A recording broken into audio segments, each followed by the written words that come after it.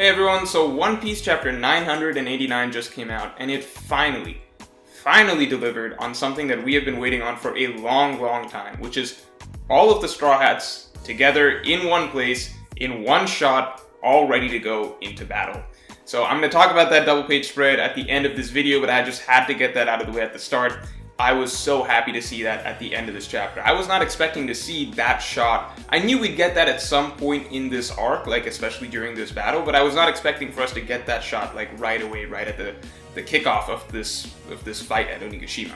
So, to start with, let's just tie up loose ends from last chapter, which was Sanji versus King.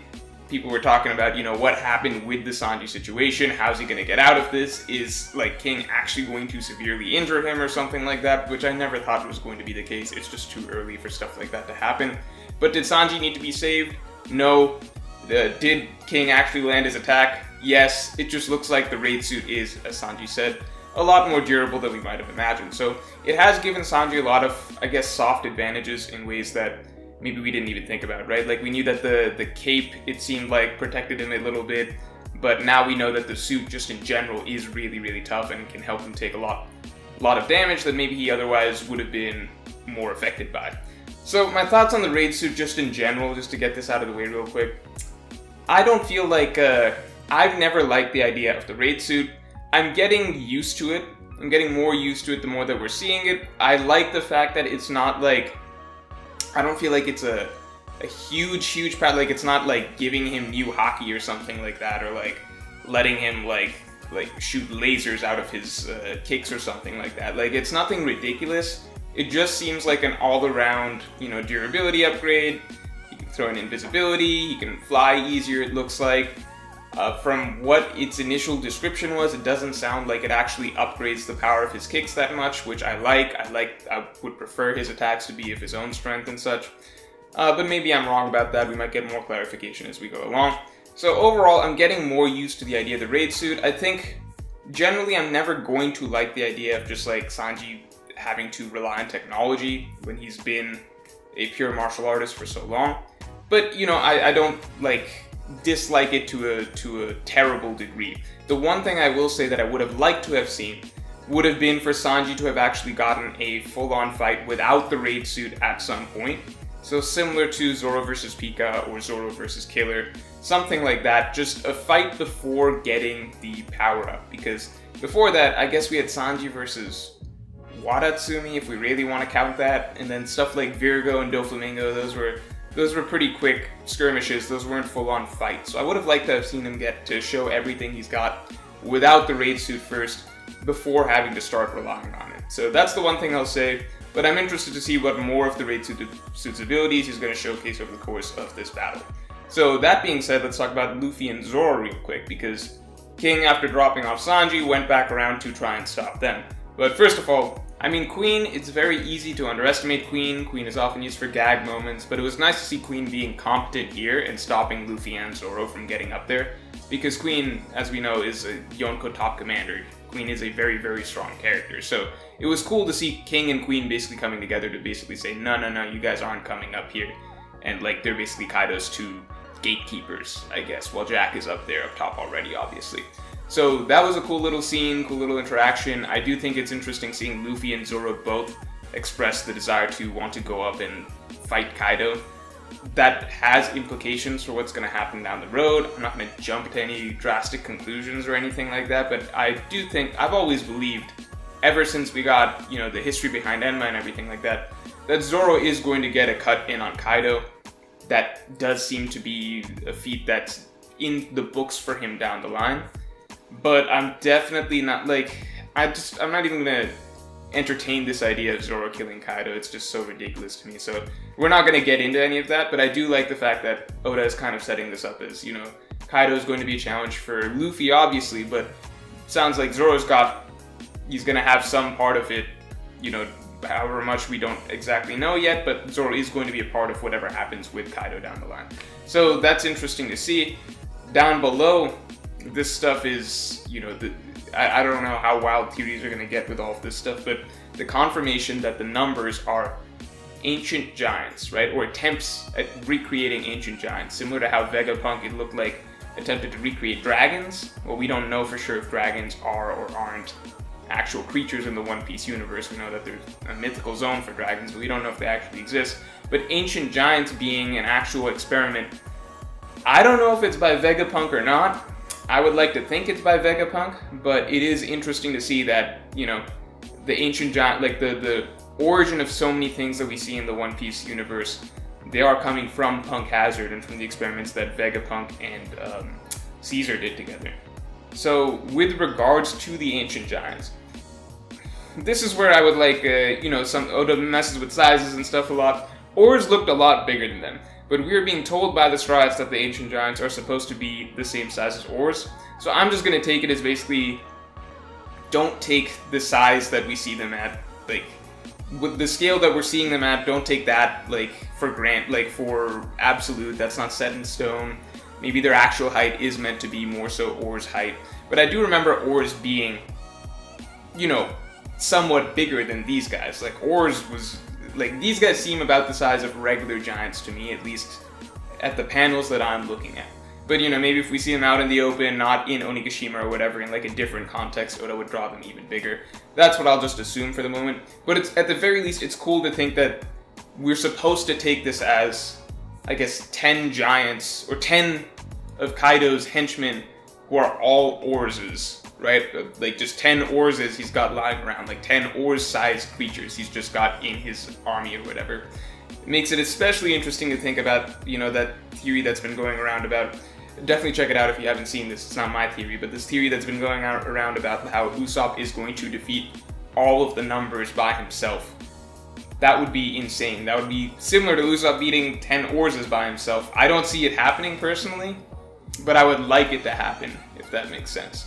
But then at the same time, if it's not Usopp, it's actually hard for me to think who is going to beat the numbers, because the numbers, they don't seem like intimidating enough opponents that it would make sense for them to be a fight for any significant character. But if you line them all up and you throw them to Usopp, then that suddenly becomes a really, really interesting challenge to see how he'd be able to do that. So I kind of want to see that. I think it's a bit of a long shot.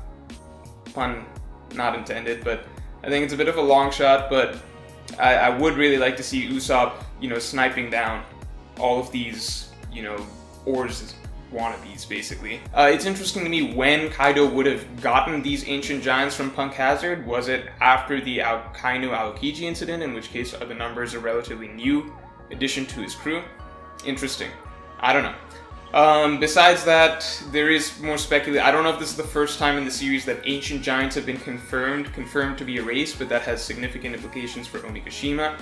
I do think, hopefully by the end of this battle, we're going to get a lot more history on, you know, what Kaido's race is, what the Oars, like, well, we know Kaido, like, is Kaido an ancient giant, basically, like a small-sized ancient giant or something like that? Is he half and half? I don't know.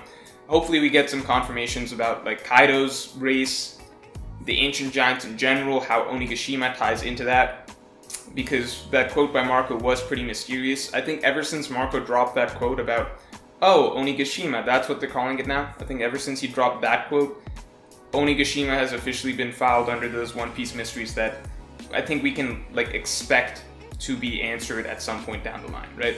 Because for a long time, like, you know, Oars the Continent Puller, whatever race that was, I was like, maybe Oda has some lore in mind there that it's just never going to come out in the story because it's not very relevant. But now I do think that stuff is going to start to come out. Okay, beyond that, we've got the Big Mom stuff, or the Frankie, Brooke, Robin, Jinbei stuff, if you like. I did not like this part of the chapter that much, generally just because everybody has sort of a different view of how Big Mom should be treated, I suppose. I mean, should be treated. It's obvious it's Oda's character, he can treat her however he wants. But all I'll say is that it frustrates me a little bit at moments when, like, I'm fine with Big Mom being used for gags and stuff like that. She can be a really funny character in certain situations, right? And I thought that was, I might have said this in past videos, but I thought that was done perfectly throughout Whole Cake Island, where she was able to be extremely threatening and extremely funny in different situations, right? For me, what frustrates me is not, like, it wasn't the car hitting Big Mom. I didn't care about that much. I thought it was just like, oh, quick gag moment, not a big deal. For me, it's moments when it looks like Big Mom is actually trying to get serious and she's actually trying, and then she gets flipped for a gag instead, right? so moments where it's like, okay, now Yonko Big Mom is going to come out, and now it is going to be like, let's see her get serious and let's see her get mad, and it feels like she is actually trying, and then it's just her getting kind of tossed around again by, you know, Jinbei and Robin. That's a little just frustrating to see, because it's like, sure, maybe Oda wants to start portraying her more comically from here on out. Maybe Big Mom is not even going to be a main villain for the story from here on out. Maybe she's just going to become an ally or something like that. I don't know.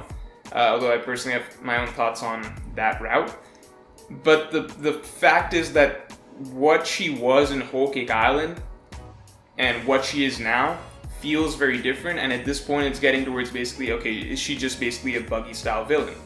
And there's nothing wrong with that, if not for the fact that it felt like she could have been so much more during Whole Cake Island. It feels like a regression in terms of the what she brought to the story in Whole Cake Island versus what it is now, if that makes sense. Like, if she was being written in this style from the start, that's one thing.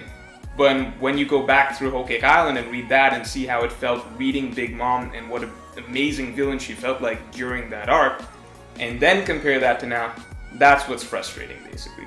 If that doesn't make sense, or if I get a lot of comments about this, I might make a video explaining my thoughts more in detail, because I'm sure I am going to get some backlash over that thought. But that's basically how it feels to me. Now, the chapter, of course, ended with the entire Straw Hat crew finally lined up together, so it's actually a good thing that Luffy and Zoro didn't make their way up to Kaido just yet. I really love this panel. It reminds me so much of that Fishman Island panel that we got, which was, I guess, the first tip-off that we should have gotten that Jinbei is going to be joining the crew, because, you know, Jinbei was part of that initial spread back in Fishman Island at the Yoncourt Plaza situation, right?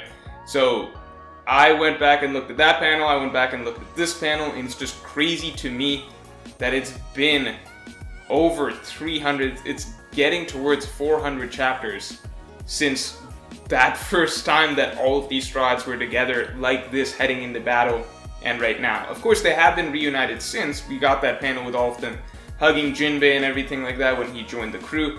I like that, of course, but it's just a different feel when you've got the whole lineup basically assembled, right? It's felt so long since they've all been in the same spot and been in the same spot ready to go into a conflict. So it was just cool seeing them all on display here. I am very excited for the rest of this Onigashima battle playing out. But what I'm going to say, though, is that I don't think that this is, you know, their big heroic moment just yet, because of something that Hyogoro said earlier in this chapter, which was, I just don't feel like we're going to lose here. Anybody who's been following my channel for a long period of time knows that I strongly believe that they are going to lose here. To me, I mean, you can take the Hyogoro thing either way, I suppose. Maybe it's just like, you know, we've got a full head of steam, this is the moment, it's clearly it, like everything's going our way, like we're just gonna be steamrolling these guys from here on out. Like, this is basically what it's all come down to, and we're pulling the plan off, right? Like, that's, you could take it as that at face value, that like this is Oda letting the readers know that like the ass kicking is basically about to start, right?